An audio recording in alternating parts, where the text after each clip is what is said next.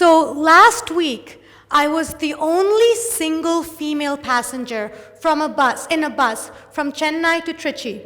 All other passengers were men, or quite visibly, the wives of men. I walked toward my preferred seat, second last row, left window, and I met with a slightly agitated, very confused bus conductor who stops me and says, "Ma'am, you can't sit here. Ma'am, you are single ladies, ma'am. Please move ahead, front of the bus." I walk, 80 eyes watching me, 40 minds loudly whispering, "Why is she here? Why is she here?" The question silently demanded of every woman in a public space. You'll notice if you walk in any urban metropolis in India, Delhi, Mumbai, Bangalore, that there you see clusters of men standing, talking, smiling, loitering at chai stalls and dhabas and simply on the streets.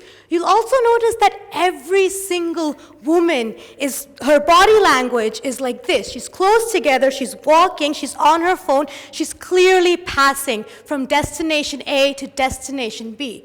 You see, women are always in transit in the outdoors. Women do not have the right to loiter.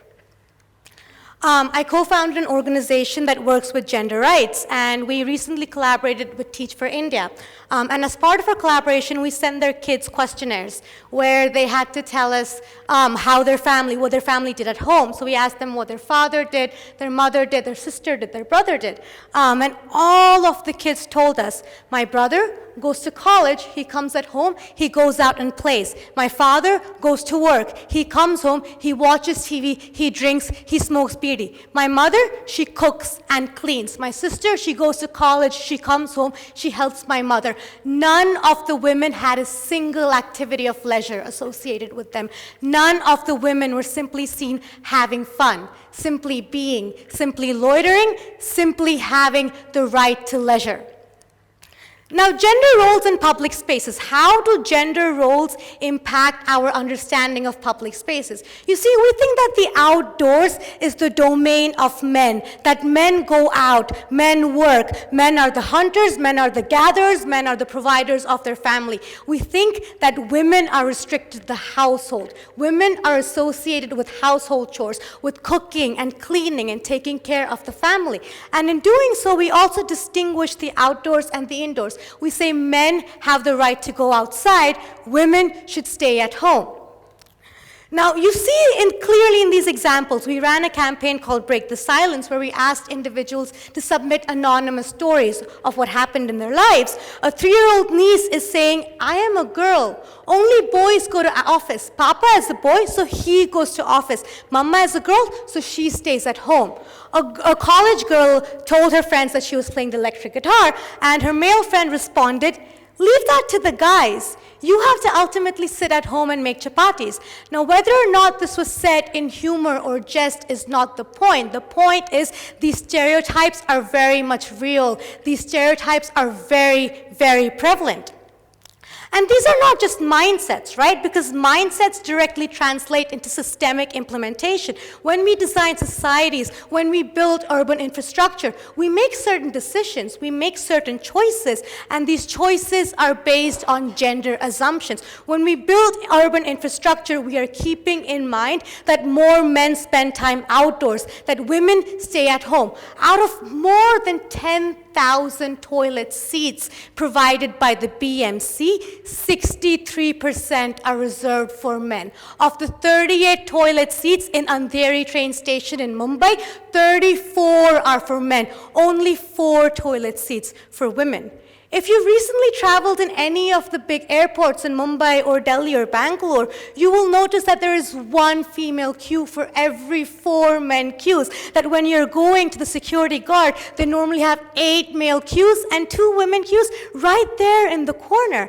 And these design choices are consciously made. They build upon gender stereotypes, but then they also reinforce the same gender stereotypes. They make the outdoors hostile to women. They ensure implicitly that women do not spend enough time outdoors. Now, the right to loiter and the right to leisure and the right to pee clearly define our right to social existence. You see, if you're living in a society that is clearly not designed for you, that's telling you something.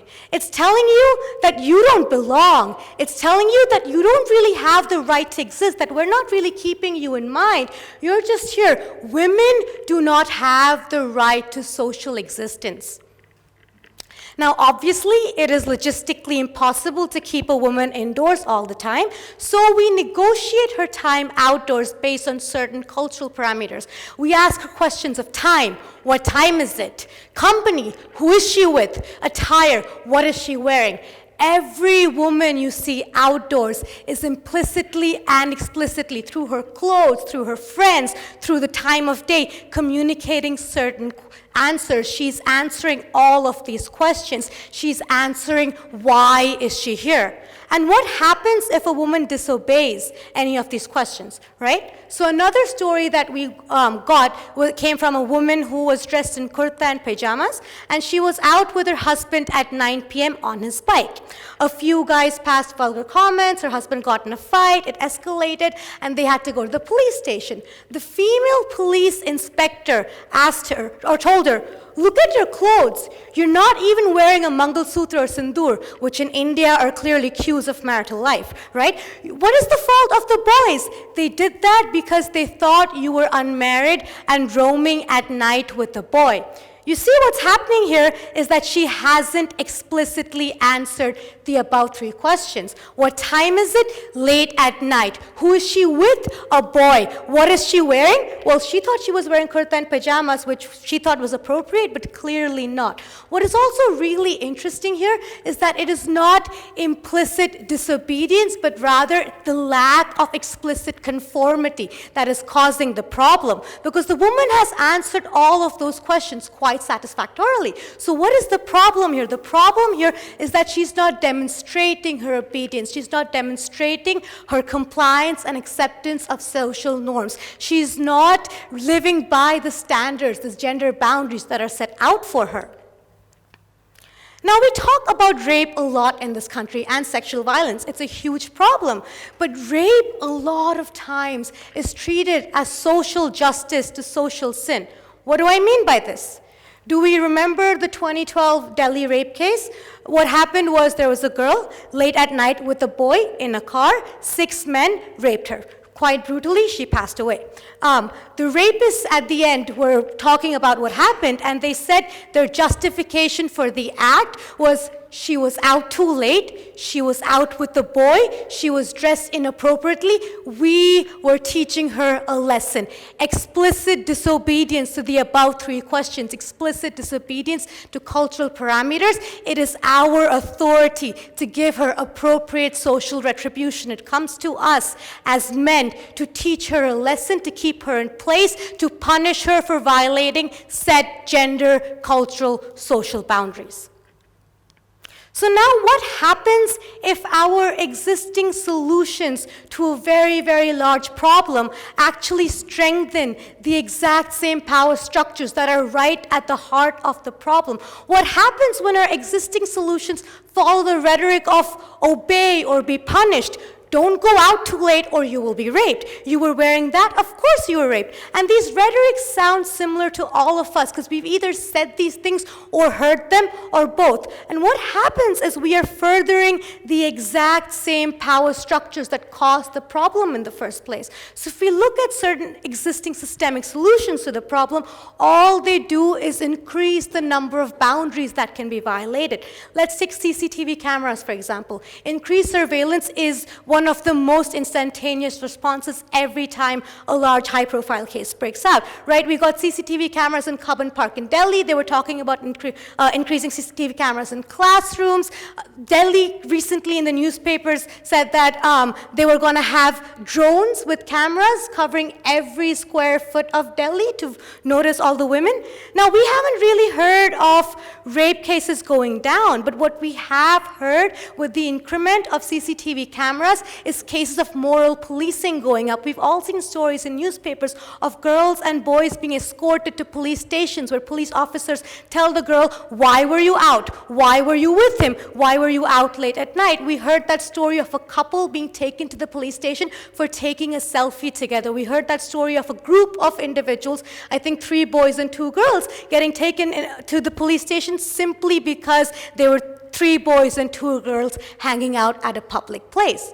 What happens when we have special ladies' compartments? I am not undermining the importance of having ladies' compartments in trains or buses, but what ends up happening is if you're a girl and you travel in the general compartment in a local train in Mumbai, and I know this for sure because I have done so, is that it gives an excuse to the men around you to violate you, because every single time they inappropriately touch you or leer at you or violate you, they say, पर तुम यहाँ क्यों थी? Why are you here? तुम्हारा खुद का compartment है. You were there. You have your own compartment. You are asking for it. The question, why is she here, propping up at every instance, right? What ends up happening when we have state-sanctioned curfews saying that women cannot work after certain hours of time. There was a very recent one in Gurgaon that said women could not work after 8 p.m. What ends up happening is you are creating yet another boundary that can be violated. Because now if you're a woman on the streets out after 8 p.m. and somebody violates you, well, it was too late. You were asking for it. All we are doing is increasing cultural parameters. All we are doing is increasing social and cultural and gender policing. All we are doing is putting the onus on the victim to justify their actions, to obey or be punished, to constantly conform. Well, so then what can we do? Right? The discourse must shift away from why is she here to why can't she be here. The discourse must make public spaces and all spaces, in fact, open to all individuals. What we need to do is stop the gender distribution of public spaces. What we need to do is stop confining women to their households and men outdoors. What we need to do is make outdoors more accessible for people of all genders. What we need to do is make the indoors accessible for people of all genders. How many times have we acted weirdly when a man goes to a kitchen or does household work? How many times have we acted weirdly if we see a woman smoking in public sitting by herself? What we need to do is decrease the number of boundaries that can be violated, because not until and unless do we do that we take away the justification for violation. We need to stop giving people an excuse or a rational mechanism or a justification to violate. We need to make society more accessible to all people. We need to reshape our thoughts, and we need to rethink collectively together how we can design our societies. Thank you.